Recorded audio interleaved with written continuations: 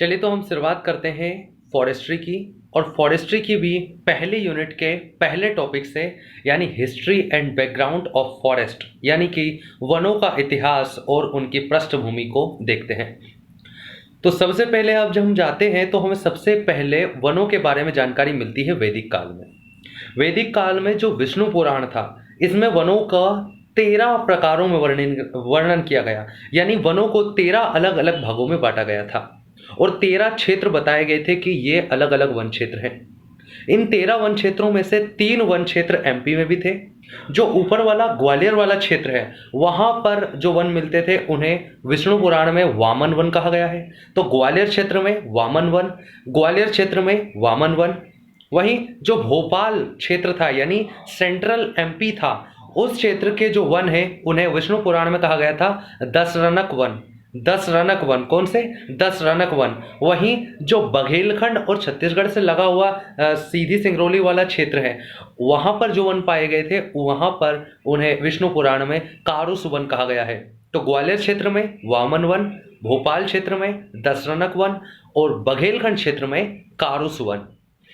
आगे जो वैदिक काल के बाद आता है महाजनपद काल, उसमें कोई स्पष्ट रूप से वर्णन नहीं है। लेकिन उसके बाद आता है मौर्य काल। तो मौर्य काल में हमें पहली बार देखने को मिलता है कि ये हाथियों को सेना में शामिल करते हैं, यानी यहाँ पर वन्य जीवों का इस्तेमाल किया जा रहा है। तो हाथियों को सबसे पहली बार सेना में शामिल किया गया मौर्य काल में। इसी के साथ चंद्रगुप्त पहला शासक बनता है। चंद्रगुप्त पहला शासक बनता है जिसने वनों के लिए एक विशिष्ट अधिकारी नियुक्त किया था, मतलब एक अलग से अधिकारी की नियुक्ति की गई वनों की रक्षा के लिए और वनों के उपयोग के लिए। उस अधिकारी का नाम हुआ करता था कुप्याध्यक्ष। कुप्याध्यक्ष वन विभाग का प्रमुख होता था ये मौर्य काल में कुप्याध्यक्ष। किसने नियुक्त किया था? चंद्रगुप्त मौर्य ने किया था। चंद्रगुप्त मौर्य पहला शासक है। कुप्याध्यक्ष अपने अंतर्गत कुछ सहायकों के जरिए अपना कार्य को संपन्न करता था। उन सहायकों को वनपाल कहा जाता था।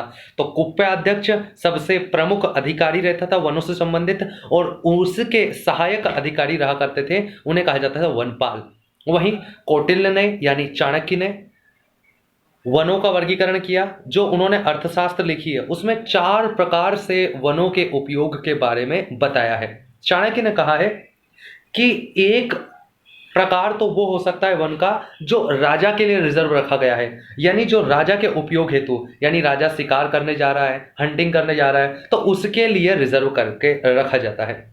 दूसरा फॉरेस्ट का प्रकार वो है जो राज्य के लिए, यानी प्रशासनिक कार्यों के लिए छोड़ दिया गया है, चाहे वो रथ बनाना हो या कुछ और लकड़ी के सामान बनाना हो, तो राज्य के लिए उपयोग जो होगा वो दूसरा प्रकार है। और तीसरा प्रकार कि दान देने के लिए जो फॉरेस्ट रखा है राजा ने, जैसे ब्राह्मणों को दान में दिया जाता है या जिसे ब्रह्मवन कहा गया है, तो ये दान देने के लिए रखा गया है, ये तीसरा प्रकार बताया है। और चौथा है आम जन के उपयोग हेतु जो वन है वो। तो राजा के उपयोग हेतु, राज्य के उपयोग हेतु, दान देने हेतु और आम जन के उपयोग हेतु, ये 4 प्रकार चाणक्य द्वारा बताए गए हैं। आगे फिर हम सीधे आ जाते हैं उपनिवेशिक काल में, यानी जहां पर ब्रिटिश सत्ता हम पे काबिज है, राज कर रही है। तो यहां पर अभी 3 अलग अलग प्रेसिडेंसियां हैं और उनके अपने अपने गवर्नर्स हैं। मद्रास में गवर्नमेंट चल रही है ब्रिटिश ईस्ट इंडिया कंपनी की, कलकत्ता में यानी बंगाल में चल रही है, और बंबई में चल रही है। तो 3 अलग अलग जगह यहाँ पर उनकी सरकारें चल रही हैं। तो यहाँ पर सबसे पहले फॉरेस्ट को लेकर जो पहल की जाती है वो मद्रास प्रेसिडेंसी में होती है। कहाँ होती है? मद्रास प्रेसिडेंसी में। और 1806 में, 1806 कब? 1806 में कैप्टन वॉटसन, 1806 में कैप्टन वॉटसन द्वारा इन्हें बनाया जाता है पहले कंजर्वेटर ऑफ फॉरेस्ट, पहले वन संरक्षक बनाया जाता है। और यहाँ पर इनका उद्देश्य ये नहीं है कि वनों का संरक्षण करना, इनका उद्देश्य सिर्फ ये है कि जो अवैध रूप से कटाई हो रही है और जो फॉरेस्ट अंग्रेज उपयोग कर सकते थे अपने उपयोग के लिए, अपने जहाज, अपनी नावें बनाने के लिए, वो कोई और काट के ना ले जाए, उससे सुरक्षा करने के लिए इन्हें कंजर्वेटर ऑफ फॉरेस्ट बनाया गया था कैप्टन वॉटसन को। तो 1806 में कैप्टन वॉटसन पहले कंजर्वेटर ऑफ फॉरेस्ट, पहले वन संरक्षक नियुक्त होते हैं। तो कैप्टन वॉटसन पहले वन संरक्षक। मद्रास सरकार द्वारा इन्हें नियुक्त किया गया था। किसके द्वारा? मद्रास सरकार, मद्रास प्रेसिडेंसी में ये नियुक्त हुए थे। इसके बाद 1842 में केरल के मालाबार क्षेत्र में 1842 में केरल के मालाबार क्षेत्र में 1842 में केरल के मालाबार क्षेत्र में कोनोली द्वारा, कोनोली एक व्यक्ति था, तो कोनोली द्वारा देश एवं विश्व का पहला वृक्षारोपण कार्यक्रम, जिसे विश्व का भी पहला वृक्षारोपण कार्यक्रम माना जाता है, देश का तो पहला है ही, तो 1842 में केरल के मालाबार क्षेत्र में कोनोली द्वारा देश का पहला वृक्षारोपण कार्यक्रम किया गया और इसका नाम क्या था? Nilambur teak plantation. Nilambur teak plantation, और टीक को क्या बोलते हैं हम? सागौन। तो नीलांबूर सागौन वृक्षारोपण। तो भारत का पहला वृक्षारोपण था Nilambur teak plantation. Nilambur teak plantation कब हुआ? 1842 में हुआ। कब हुआ? 1842 में हुआ। कहाँ हुआ? केरल के मालाबार क्षेत्र में हुआ। केरल के मालाबार क्षेत्र में हुआ। किसने किया? कोनोली द्वारा। किसके द्वारा? कोनोली द्वारा।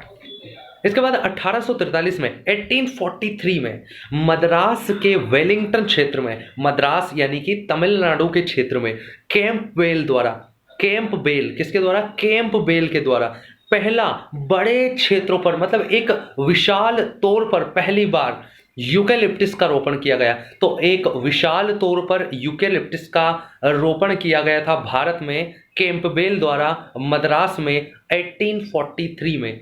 1843 में मद्रास में कैंपबेल द्वारा एक बड़े क्षेत्र पर यूकेलिप्टिस का वृक्षारोपण किया गया, यूकेलिप्टिस को बोया गया। यहीं से प्लांटेशन फॉरेस्ट्री की शुरुआत होती है। तो भारत में प्लांटेशन फॉरेस्ट्री की शुरुआत हुई, वृक्षारोपण वानिकी की शुरुआत हुई। कहां से हुई? जब मद्रास में कैंपबेल द्वारा 1843 में यूकेलिप्टिस को एक बड़े तौर पर बोया गया। वहीं वृक्षारोपण पहला हो चुका है नीलांबूर टीक प्लांटेशन 1842। कहां पर?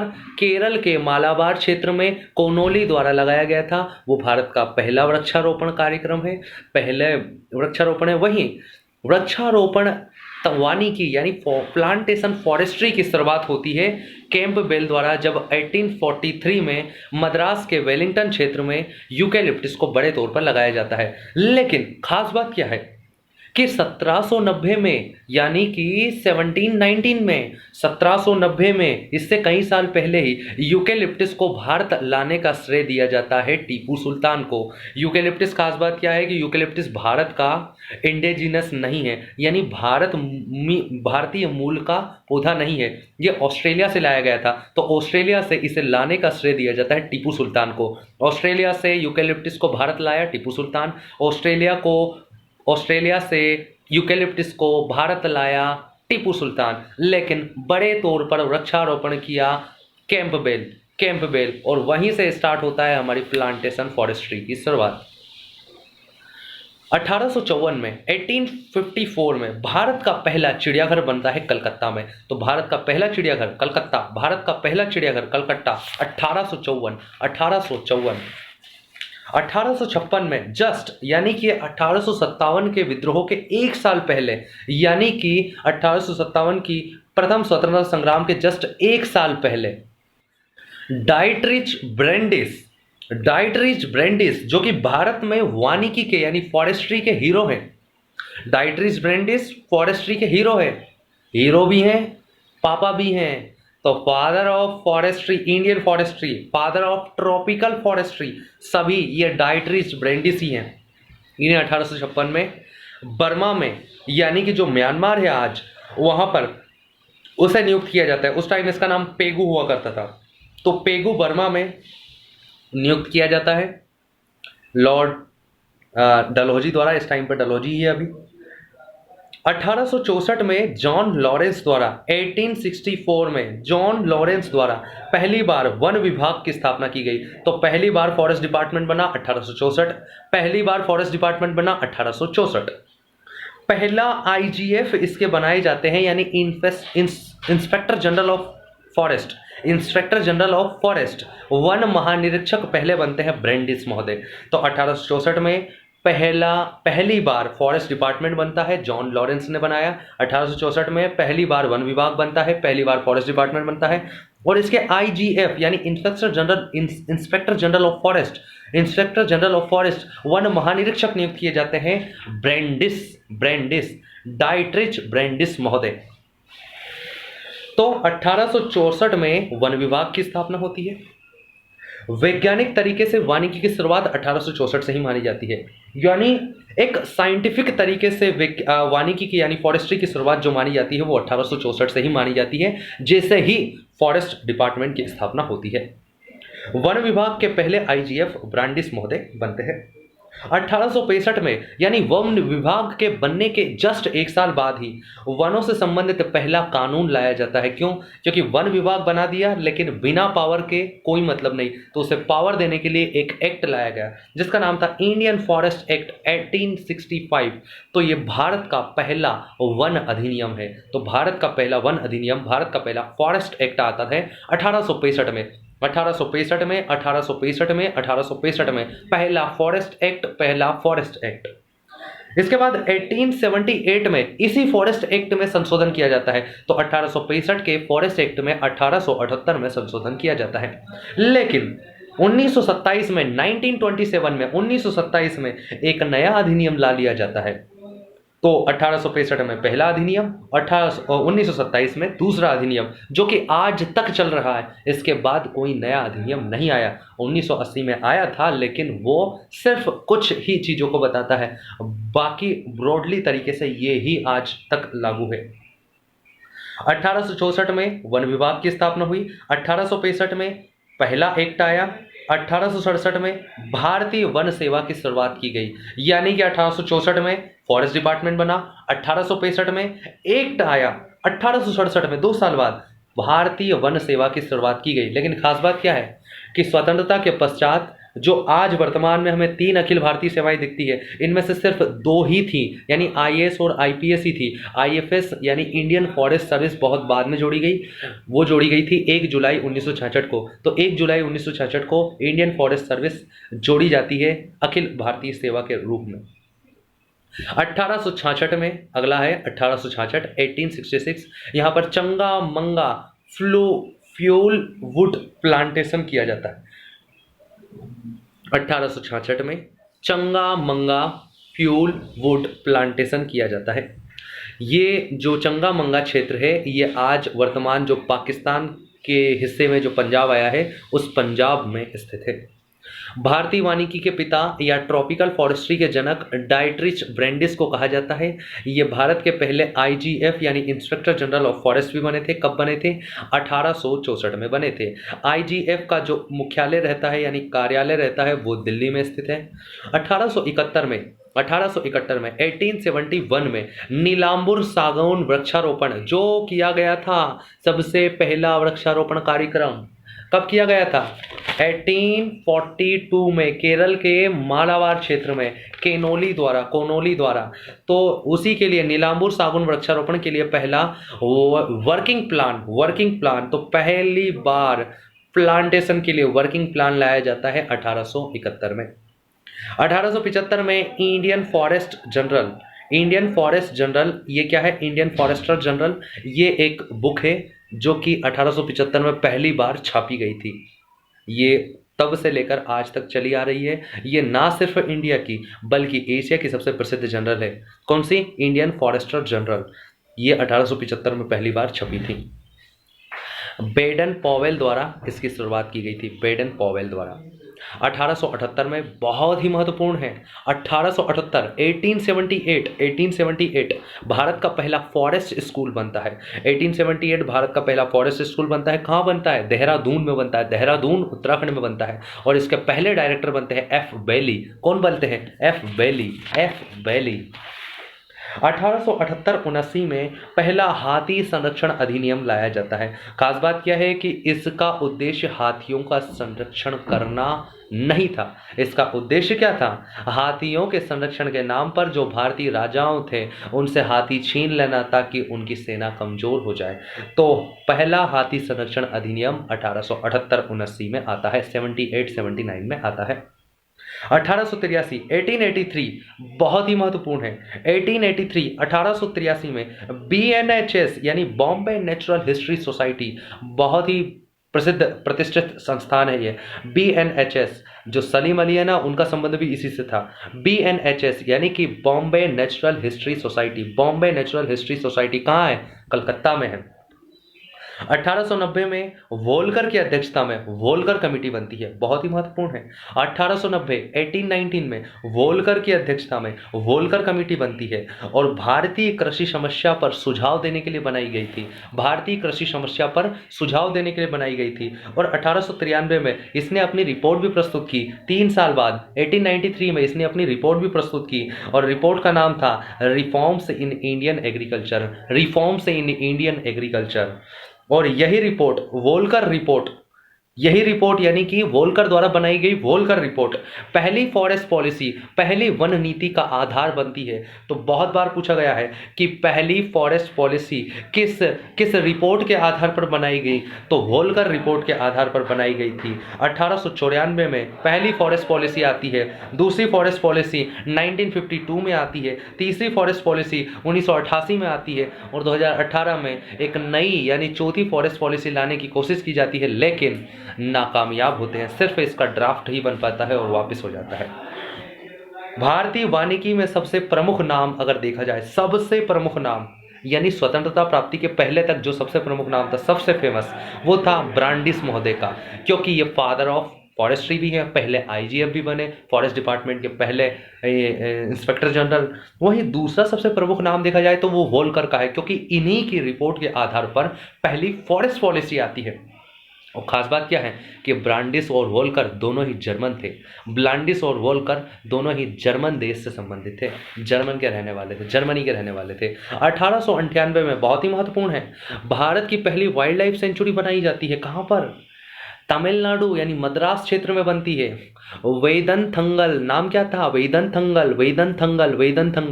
तो 1898 में भारत की पहली वाइल्ड लाइफ सेंचुरी बनाई जाती है। 1898 में भारत की पहली वाइल्ड लाइफ सेंचुरी बनाई जाती है, वेदनथंगल तमिलनाडु। लेकिन इससे पहले भी हम पढ़ चुके हैं, पहला चिड़ियाघर बन चुका है। कब बना? 1854 में, कलकत्ता। 1905 में विश्व वानिकी कांग्रेस की स्थापना होती है। 1906 में 1906 में बहुत में इंपॉर्टेंट है, IFRI यानी इंपीरियल फॉरेस्ट रिसर्च इंस्टीट्यूट, यही आगे जाके माना जाता है फॉरेस्ट रिसर्च इंस्टीट्यूट की स्थापना, मतलब इसी को मानी जाती है कि यही फॉरेस्ट रिसर्च इंस्टीट्यूट का पूर्वगामी संस्था थी। तो पहले क्या होता है कि 1878 में देहरादून में एक फॉरेस्ट स्कूल की स्थापना की जाती है। 1878 में देहरादून में एक फॉरेस्ट स्कूल की स्थापना की जाती है। इसी का नाम बदलकर आगे कर दिया जाता है इंपीरियल फॉरेस्ट स्कूल, और इसी को कन्वर्ट करके 1906 में कर दिया जाता है फॉरेस्ट रिसर्च इंस्टीट्यूट। लेकिन यहाँ पर इंपीरियल शब्द लगा हुआ था। कहाँ है? देहरादून में है। तो यही आज की भारत की फॉरेस्ट रिसर्च इंस्टीट्यूट है, जो कि 1906 में इसकी स्थापना हुई थी। तो फॉरेस्ट रिसर्च इंस्टीट्यूट 1906, लेकिन स्वतंत्र भारत का अभी आएगा।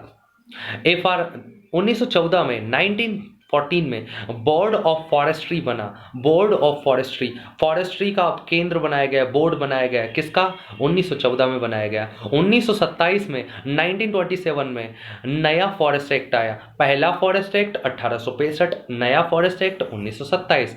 1865 के में 1878 में बदलाव भी किया गया था, लेकिन 1927 में इसका नया ही एक्ट आ गया, जो कि आज तक चल रहा है।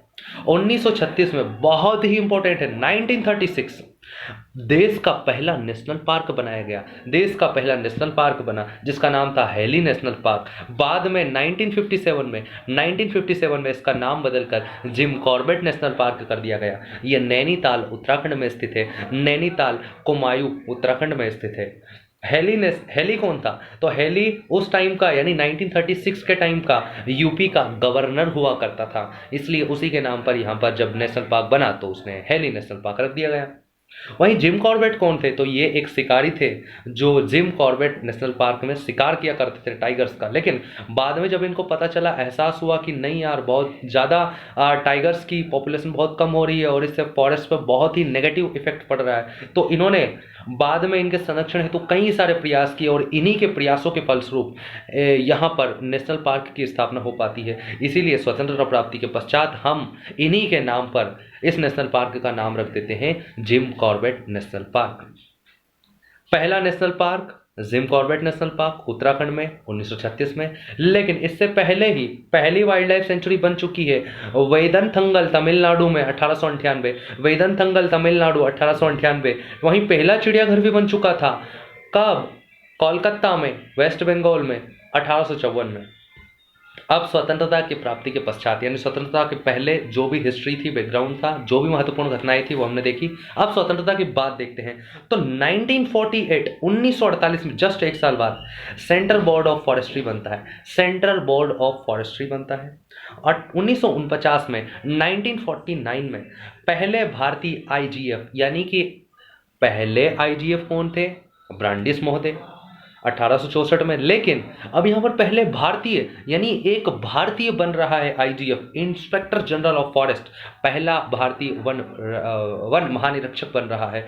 तो वो कौन है? एमडी चतुर्वेदी। एमडी चतुर्वेदी बहुत ही महत्वपूर्ण है, एमडी चतुर्वेदी। 1950 में वन महोत्सव की शुरुआत की जाती है, बहुत ही इंपॉर्टेंट है। 1950 में वन महोत्सव की शुरुआत की जाती है, किसके द्वारा? के एम मुंशी के द्वारा। के एम मुंशी कौन है? ये भारत के पहले कृषि मंत्री है, यानी कि उस टाइम 1950 के कृषि मंत्री है। और कृषि मंत्री द्वारा वन महोत्सव की शुरुआत की जा रही है, क्योंकि उस टाइम पे वन मंत्रालय नहीं हुआ करता था, वन विभाग कृषि मंत्रालय के अंतर्गत ही आता था। इसलिए कृषि मंत्री द्वारा, के एम मुंशी द्वारा वन महोत्सव की शुरुआत की गई, 1950 में की गई। ठीक है। और वन महोत्सव प्रतिवर्ष जुलाई के पहले सप्ताह में मनाया जाना, मतलब इन्होंने सिलेक्ट किया कि हम जुलाई के पहले हफ्ते में हर साल वन महोत्सव मनाएंगे, यानी कि 1 जुलाई को हर साल वन महोत्सव की शुरुआत होती है। कब? 1 जुलाई। 1952 में स्वतंत्र भारत की पहली वन नीति आती है। तो स्वतंत्र भारत की पहली वन नीति या पहली राष्ट्रीय वन नीति, अगर राष्ट्रीय वन नीति लगा रहे तो 1952 ही रहेगा, पहली राष्ट्रीय वन नीति 1952। लेकिन भारत की पहली वन नीति तो वो रहेगा 1894। तो 1894 में भारत की पहली वन नीति आई थी, दूसरी वन नीति आई 1952 में और तीसरी आई 1988 में। उसके बाद से आज तक नहीं आई। 1952 में IBWL मतलब कि Indian board of wild life, Indian board of wild life एक कार्यकारी निकाय के रूप में स्थापित किया जाता है 1952 में। 2002 में इसमें संशोधन करके इसे एक वैधानिक निकाय का दर्जा दे दिया गया, अभी आगे देखेंगे उसका। तो 2002 में क्या किया गया था? IBWL को NBWL में बदल दिया गया, IBWL को NBWL में बदल दिया गया, यानी कि Indian board of wild life को Indian board of wild life को national board of wild life में बदल दिया गया और इसके अध्यक्ष प्राइम मिनिस्टर होते थे। लेकिन इससे पहले जो Indian board of wild life था, Indian board of wild life था, IBWL था, इसके अध्यक्ष कृषि मंत्री हुआ करते थे। लेकिन जब 2002 में इसे एक वैधानिक दर्जा दिया गया और NBWL यानी कि national board of wild life बनाया गया, तब कहा गया कि इसके अध्यक्ष प्रधानमंत्री रहेंगे और इसकी संरचना 1+46 यानी कि टोटल 47 सदस्यीय निकाय ये था। ये एक सलाहकारी निकाय है और इसका वर्णन वाइल्ड लाइफ प्रोटेक्शन एक्ट यानी कि वाइल्ड लाइफ प्रोटेक्शन एक्ट वन्य जीव संरक्षण अधिनियम 1972 की धारा 5A 5th A section 5th A में किया गया है। तो वर्ल्ड फॉरेस्ट्री कांग्रेस, विश्व वानिकी कांग्रेस देख लेते हैं अपन। तो पहली वर्ल्ड फॉरेस्ट्री कांग्रेस 1926 में रोम इटली में संपन्न होती है। वर्ल्ड फॉरेस्ट्री कांग्रेस पहली 1926 में, 1926 में रोम इटली में। चौथी जो होती है वो 1954 में होती है देहरादून में, बहुत ही इंपॉर्टेंट, भारत में पहली बार हो रही थी। चौथी जो वर्ल्ड फॉरेस्ट्री कांग्रेस है ये 1954 में देहरादून में संपन्न हुई। वहीं 14वीं वर्ल्ड फॉरेस्ट्री कांग्रेस 2015 में साउथ अफ्रीका में हुई। वहीं 15वीं वर्ल्ड फॉरेस्ट्री कांग्रेस 2021 में साउथ कोरिया में संपन्न हुई।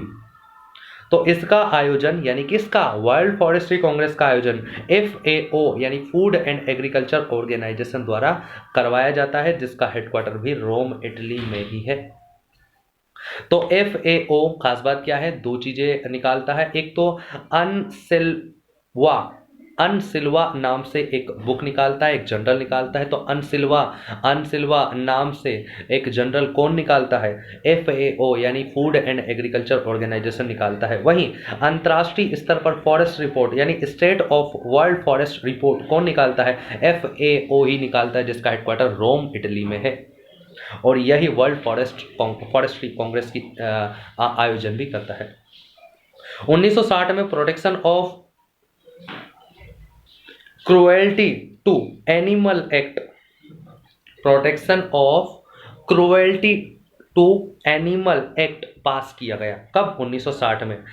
कितने जानवरों को कितने स्पेस में भरकर हम ले जा सकते हैं? एक ट्रक है, एक छोटा है या बड़ा है, तो हम एक में कितने को भर के ले जा सकते हैं? एक पिंजरे का साइज क्या होना चाहिए? एक जीव के लिए कम से कम कितना स्पेस होना चाहिए? या बहुत सारी चीज़ें रहती हैं, वो हम यहाँ पर 1960 के एक्ट में ये बताया गया है। इसी के लिए चेन्नई में एक संस्था की भी स्थापना की गई थी, वेलफेयर इंस्टीट्यूट ऐसे करके कुछ चेन्नई में स्थापित हुआ था, इसी के तहत हुआ था। 1965 में 1965 में पिसफर PISFR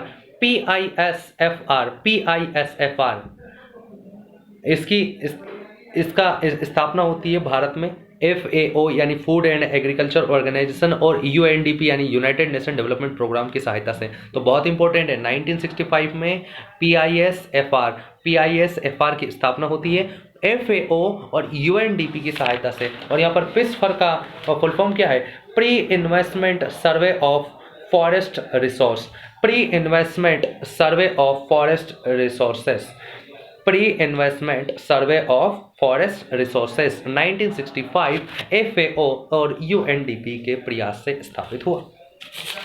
और इसी को यानी कि पिसफर को ही आगे जाकर 1981 में फॉरेस्ट रिसर्च इंस्टीट्यूट के रूप में परिवर्तित कर दिया जाता है। तो 1981 में फॉरेस्ट रिसर्च इंस्टीट्यूट की स्थापना होती है, कहाँ पर? देहरादून में। 1970 में राष्ट्रीय कृषि आयोग का गठन किया गया, यानी नेशनल कमीशन फॉर एग्रीकल्चर की स्थापना की गई, नेशनल कमीशन ऑफ एग्रीकल्चर। और इसने अपनी रिपोर्ट दी थी 1976 में। 1970 में 1970 में राष्ट्रीय कृषि आयोग बनाया गया। तो पहली बार राष्ट्रीय कृषि आयोग कब बना? 1970 में बना। इसने रिपोर्ट कब दी? 1976 में दी। 1968 में चैंपियन और सेठ द्वारा, ये दो व्यक्ति हैं, चैंपियन और सेठ, तो चैंपियन और सेठ ने मिलकर भारत के वनों का वर्गीकरण किया। तो भारत के वनों का वर्गीकरण किसने किया? चैंपियन और सेठ ने। और इन्होंने 16 फॉरेस्ट टाइप बताए। और पहली बार वर्गीकरण कब किया गया था? 1968 में। 1968 में ही 9th यानी 9वें नंबर की कॉमनवेल्थ फॉरेस्ट्री कॉन्फ्रेंस यानी राष्ट्रमंडल वानिकी कॉन्फ्रेंस हुई। कहाँ पर हुई? नई दिल्ली में हुई। और खास बात क्या है, कब हुई? 1968 में। यहाँ पर हुआ क्या था? एक वैज्ञानिक थे जेक वोस्टोबी, और इन्होंने क्या किया? यहीं पर पहली बार सोशल फॉरेस्ट्री शब्द का प्रयोग किया। तो सोशल फॉरेस्ट्री शब्द का प्रयोग सबसे पहली बार नई दिल्ली में 9th नंबर की कॉमनवेल्थ फॉरेस्ट्री कॉन्फ्रेंस, राष्ट्रमंडल वानिकी कॉन्फ्रेंस के दौरान किया गया जेक वोस्टोबी द्वारा 1968 में। तो 1970 में 1970 में दो चीज़ें होती हैं, एक तो नेशनल कमीशन ऑफ एग्रीकल्चर बनता है, राष्ट्रीय कृषि आयोग की स्थापना होती है जो अपनी रिपोर्ट 1976 में देता है। वहीं गुजरात पहला राज्य बनता है जिसने सोशल फॉरेस्ट्री प्रोग्राम को अपनाया या सोशल फॉरेस्ट्री प्रोग्राम को चालू किया अपने यहाँ पर। 1970 में गुजरात पहला राज्य बनता है, बहुत ही इंपॉर्टेंट है। 1970 में प्रोजेक्ट हंगुल प्रारंभ किया गया, हंगुल जम्मू कश्मीर। तो प्रोजेक्ट हंगुल स्थापित शुरू किया गया जम्मू कश्मीर में। पिसफर pre investment survey of forest resources अभी पढ़ चुके हैं अपन। 1965 में इसकी स्थापना हुई थी FAO और UNDP की सहायता से। 1972 में प्रोजेक्ट लायन यानी कि शेर परियोजना की शुरुआत की गई। और कहां पर की गई? गुजरात के गिर क्षेत्र में, क्योंकि वहीं पर शेर पाए जाते हैं। पहला पर्यावरण सम्मेलन यानी कि विश्व स्तर पर पहला पर्यावरण सम्मेलन भी 1972 में ही होता है। कहां पर होता है? स्टॉकहोम में होता है। 1972 में ही वाइल्ड लाइफ प्रोटेक्शन एक्ट आता है। वाइल्ड लाइफ प्रोटेक्शन एक्ट 1972 ठीक है, वन्य जीव संरक्षण अधिनियम 1972 में ही आता है। 1976 में क्या किया गया, 42वें संविधान संशोधन के माध्यम से वन, जो कि अभी तक एक राज्य सूची का विषय हुआ करता था, इसे उठाकर समवर्ती सूची में डाल दिया गया। और खास बात क्या है कि 2 आर्टिकल्स ऐसे हैं जहां पर वनों और पर्यावरण के संरक्षण से संबंधित वर्णन किया गया है। यह है 48A, जहां पर वन तथा वन्य जीवों का संरक्षण और पर्यावरण संरक्षण के बारे में बताया गया है। और आर्टिकल 51A मौलिक कर्तव्यों के तहत भी बताया गया है कि वन तथा वन्य जीवों का संरक्षण कर्तव्य होगा प्रत्येक नागरिक का। NCA यानी नेशनल कमीशन ऑफ एग्रीकल्चर जो बना था 1970 में, इसके रिपोर्ट के आधार पर ही 42वां संविधान संशोधन किया गया था। तो खास बात यह है कि 42वां संविधान संशोधन अधिनियम में जो वन को राज्य सूची से उठाकर समवर्ती सूची में डाला गया, तो ये किसकी रिपोर्ट के आधार पर किया गया, तो नेशनल कमीशन ऑफ एग्रीकल्चर यानी कृषि आयोग की रिपोर्ट के आधार पर किया गया था। 1973 में 2 चीजें होती हैं। प्रोजेक्ट टाइगर शुरू हुआ, 9 नेशनल पार्क में एक साथ भारत के प्रोजेक्ट टाइगर की शुरुआत की जाती है। वहीं 1973 में ही चिपको आंदोलन की शुरुआत होती है। उस टाइम पे उत्तराखंड नहीं हुआ करता था, तो यूपी के ही एक क्षेत्र में चिपको आंदोलन की शुरुआत होती है। वर्तमान में यह उत्तराखंड क्षेत्र में हुआ था। इसके जस्ट 10 साल बाद दक्षिण भारत में इसी वजह से एपीको आंदोलन होता है, जो कि कोयम्बटूर तमिलनाडु में होता है। तो चिपको आंदोलन 1973 में हुआ। गढ़वाल कहाँ है, उत्तराखंड का एक संभाग है गढ़वाल का चमोली डिस्ट्रिक्ट में शुरू हुआ। इसके नेतृत्व करता थे गोरा देवी, सुंदरलाल बहुगुणा और चंडी प्रसाद भट्ट। गोरा देवी, सुंदरलाल बहुगुणा और चंडी प्रसाद भट्ट। एपीको आंदोलन क्या है, तो दक्षिण भारत में चिपको आंदोलन के जैसा ही 10 साल बाद 1983 में इसकी शुरुआत की गई थी। तमिलनाडु के कोयम्बटूर में चलाया गया था। इसके नेतृत्व करता थे पांडुरंग हेगड़े। 1973 में यूनेस्को द्वारा man and biosphere reserve programme की शुरुआत की गई।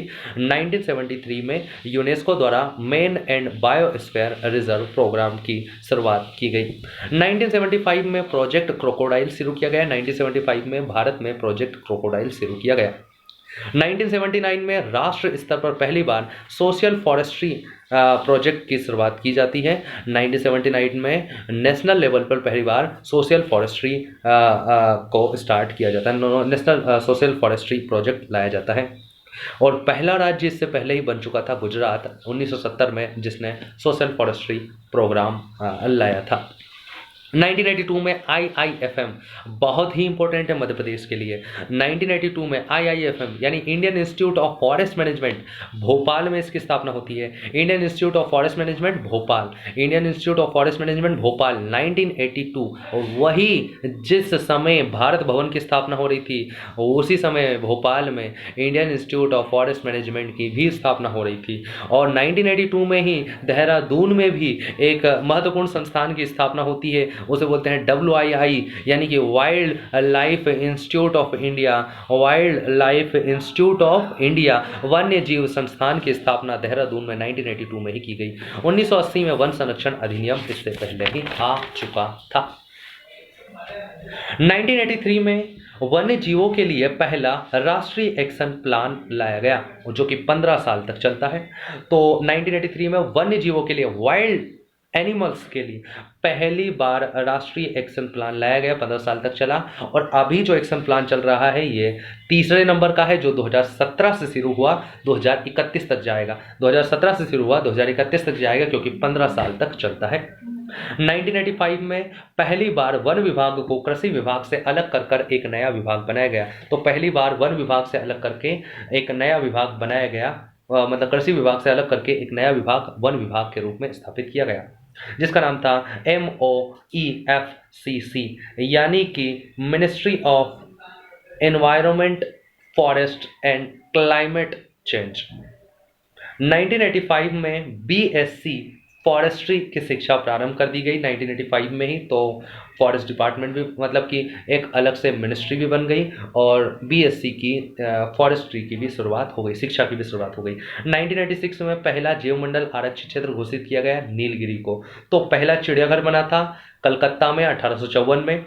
पहला चिड़ियाघर कलकत्ता में 1854 में, पहला वाइल्ड लाइफ सेंचुरी वेदनथंगल तमिलनाडु में 1898 में, पहला national park heli national park Uttarakhand में 1936 में, वहीं पहला बायोस्फीयर रिजर्व नीलगिरी तमिलनाडु केरल में 1986 में। 1986 में ही ICFRE यानी Indian council of forest research and education, Indian council of forest education and research and education, Dehradun में इसकी स्थापना होती है 1996 में। पर्यावरण संरक्षण अधिनियम भी 1986 में ही लाया जाता है। 1988 में दूसरी राष्ट्रीय वन नीति और तीसरी वन नीति आती है। पहली 1894 में, दूसरी 1952 में और तीसरी 1988 में। सबसे नवीनतम वन नीति यही है क्योंकि इसके बाद आई नहीं। 1992 में यानी कि 1992 में प्रोजेक्ट एलिफेंट की शुरुआत की जाती है, तो प्रोजेक्ट एलिफेंट 1992। 1993 में प्रोजेक्ट ग्रेट इंडियन बस्टर्ड की स्थापना की जाती है, तो प्रोजेक्ट ग्रेट इंडियन बस्टर्ड 1993। खास बात क्या है कि स्वतंत्रता के पश्चात वनों या वन्य जीवों के लिए सबसे ज्यादा कार्य अगर किसी ने किया है तो वो है इंदिरा गांधी। वहीं दूसरा सबसे ज्यादा कार्य अगर किसी ने किया है तो वो हम कह सकते हैं अटल बिहारी ने। इंदिरा गांधी के कार्यों के कारण ही जो इंडियन फॉरेस्ट सर्विस का ट्रेनिंग सेंटर है उसका नाम इंदिरा गांधी के नाम पर रखा गया है। 1999 में नेशनल फॉरेस्ट्री एक्शन प्रोग्राम लाया गया, नेशनल फॉरेस्ट्री एक्शन प्रोग्राम लाया गया 1999 में अटल बिहारी जी के टाइम पे। इसका काम क्या था कि हमने जो अभी तक एक्ट बना रखे हैं, पॉलिसीज बना रखी है, उनको पूरा भी करेंगे कि नहीं करेंगे, तो एक्शन में आना चाहिए भी है, तो टारगेट जो रखे गए हैं उन्हें पूरा किया जाए, इसके लिए नेशनल फॉरेस्ट्री एक्शन प्रोग्राम लाया जाता है। एग्जाम्पल के लिए जैसे कि 33% का हमने टारगेट रखा था कि 33% वन आवरण होना चाहिए, तो उसके लिए भी ये लाभदायक होगा।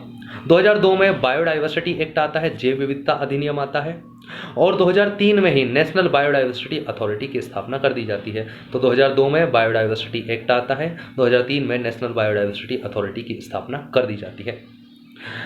NBWL यही 2003 में ही NBWL यानी कि national board for wild life को बनाया गया और इसे वैधानिक दर्जा दिया गया, क्योंकि इससे पहले था Indian board for wild life, और इसके अध्यक्ष प्राइम मिनिस्टर होते हैं और इसकी संरचना 1+46 होती है, देख चुके हैं। 2005 में TTF यानी कि टाइगर टास्क फोर्स बनाई गई। 2005 में ही NTC है यानी national tiger conservation authority, national tiger conservation authority बनाई गई और इसे वैधानिक दर्जा दिया गया था 2006 में। 2006 में नेशनल बेम्बू मिशन लाया गया, 2006 में नेशनल बेम्बू मिशन लाया गया। 2006 में ही फॉरेस्ट राइट एक्ट लाया गया, वन अधिकार अधिनियम, 2006 में वन अधिकार अधिनियम भी आता है। 2010 में NGT एक्ट आया और NGT बना 18 अक्टूबर 2010 को। 2010 में ही ग्रीन इंडिया मिशन की शुरुआत की गई। 2010 में ग्रीन इंडिया मिशन, क्योंकि ग्रीन ट्रिब्यूनल बना तो ग्रीन इंडिया मिशन की स्थापना की गई। 2014 में world Congress on agro forestry की तीसरी बैठक नई दिल्ली में आयोजित होती है। तो 2014 में world Congress on agro forestry की तीसरी बैठक की स्थापना मतलब कि जो आयोजन है वो नई दिल्ली में होता है। 2018 में वन नीति लाने की कोशिश की गई थी नई, लेकिन इसका ड्राफ्ट ही लाया गया, ये असफल रहा। भारत की GDP में फॉरेस्ट का या फॉरेस्ट्री का जो योगदान है वो लगभग 1 से 2% है। तो यहाँ पर हमारा जो पहला टॉपिक था यानी कि इतिहास और पृष्ठभूमि वो लगभग समाप्त होता है। धन्यवाद।